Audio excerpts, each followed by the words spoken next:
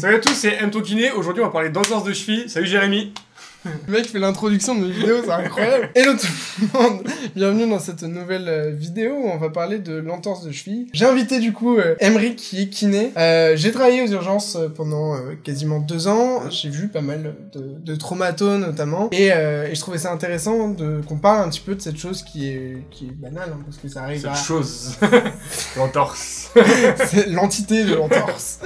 Qui arrive très souvent, qui m'est moi-même arrivé dans ma vie. Est-ce que tu peux m'expliquer de façon simple le mécanisme de l'entorse et qu'est-ce qui se passe au niveau de l'articulation et qui donne les signes dont on parlera juste après? Ah bah de façon simple, c'est quand tu te tords la cheville.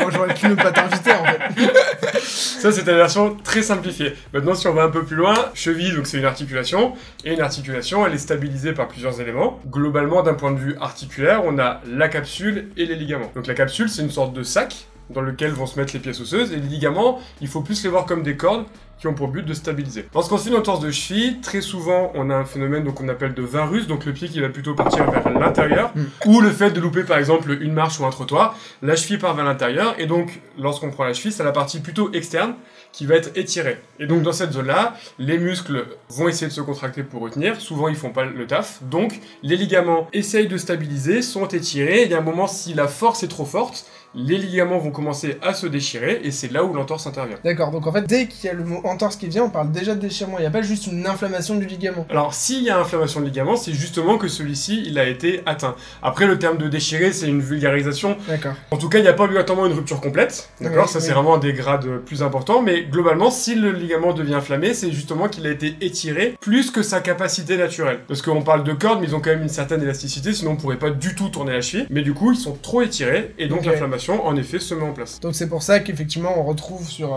l'entorse de cheville les signes d'inflammation locale. On va du coup avoir au niveau local une libération des agents pro-inflammatoires comme les cytokines qui vont du coup provoquer ce qu'on retrouve dans toutes les inflammations, donc la rougeur, la chaleur, l'œdème et la douleur. Exactement. Voilà. C'est bon? C'est bon? T'es nickel. Parfait. Qu'est-ce que ça va être les signes de gravité par exemple d'une entorse? Comment tu vas l'évaluer toi en tant que kiné?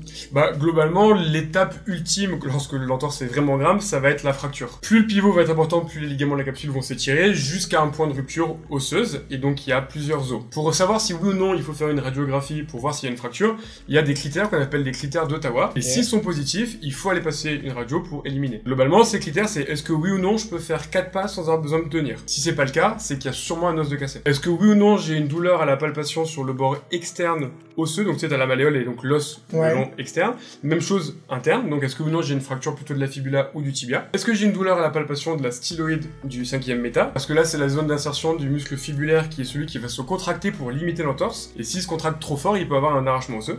Et enfin est-ce qu'il y a oui ou non une douleur à la palpation du naviculaire, l'os qui est à l'intérieur, aussi d'insertion du muscle fibulaire. Et donc c'est ces 4 os là qu'on veut éliminer par les palpations et la possibilité de faire 4 pas. En fait déjà quelqu'un qui va faire un faux mouvement etc et qui va être incapable de faire 4 pas, on peut déjà dire que ça sert à rien qu'il aille d'abord chez un kiné parce qu'il devra passer par l'étape radio pour éliminer une fracture. Qui voit un médecin, un kiné avant, il va lui poser ses questions, il va faire ses tests et il va lui dire va faire une radio. Donc si vous faites une entorse de cheville et vous pouvez pas faire 4 pas sans vous tenir, globalement c'est plutôt mauvais pronostic, allez passer une imagerie. Peut-être qu'il y a rien de cassé, mais il y a de fortes chances que ce soit le cas. Donc, mais dans tous les cas il faudra vérifier. Exactement. Et donc du coup moi par exemple à une époque j'étais un joueur de hand plutôt côté, hein. Donc je fais une magnifique extension du pied droit parce que je suis gaucher et que j'étais lié droit, et je me tords la cheville sur la zone, ça a craqué, ça a fait claque, hein, comme tu dis, que je viens te voir, avec la petite larme qui coule.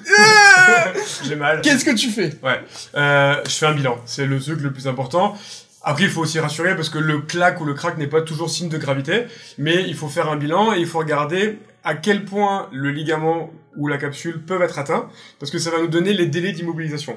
Pour faire simple, une entorse relativement légère, donc ou plutôt le faisceau antérieur du ligament latéral, comme on a vu, atteint, ça va être plutôt 3 semaines d'immobilisation. Plus l'entorse est grave, plus on peut augmenter sur plusieurs semaines, 6 semaines, voire un plâtre, quand vraiment il y a eu une grosse atteinte. Donc en fait, ça dépend de ça. Une échographie peut être intéressante, parce qu'elle peut nous permettre de savoir quel ligament a été touché, parce que le ligament latéral, il a plusieurs faisceaux, et plus il y a de faisceaux touchés, plus la cicatrisation va être lente. Ce qu'on veut, c'est bien traiter l'entorse dès le début, pour qu'elle cicatrise correctement et éviter le risque de récidive.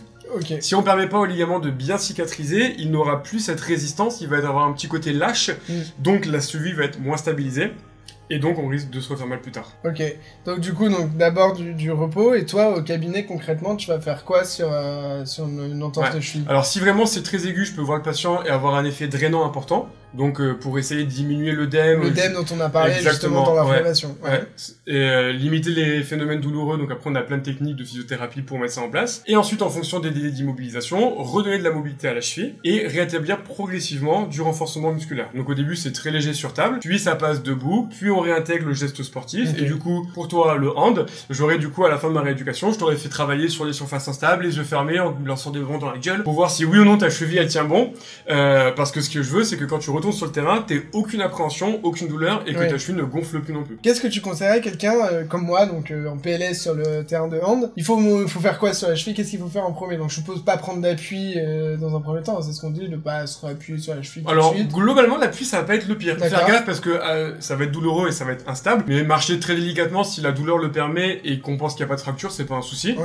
Il va falloir donc éviter à nouveau ces mouvements donc de varus de cheville, la cheville qui part vers l'intérieur pour pas rétirer ce ligament. Pas de froid. On se rend compte que il y a une inflammation, t'en as parlé toi-même des cytokines, et il faut que le corps lui-même utilise ses propres anti-inflammatoires naturels, si je puis dire. Si on met du froid, on va bloquer la cicatrisation naturelle du corps. Et donc, ce qu'on a longtemps préconisé, on est en train de revenir en arrière. Et en tout cas, nous, en kiné, c'est plus du tout quelque chose qu'on fait de mettre du froid dès le début. Et moi, j'aurais quand même tendance à le garder, mais que vraiment, si l'hématome ou l'œdème est très conséquent, je me dis que ça peut aider. Mais globalement, si c'est une entorse de cheville relativement classique, avec ces fameux œufs de pigeon, on arrête le froid maintenant.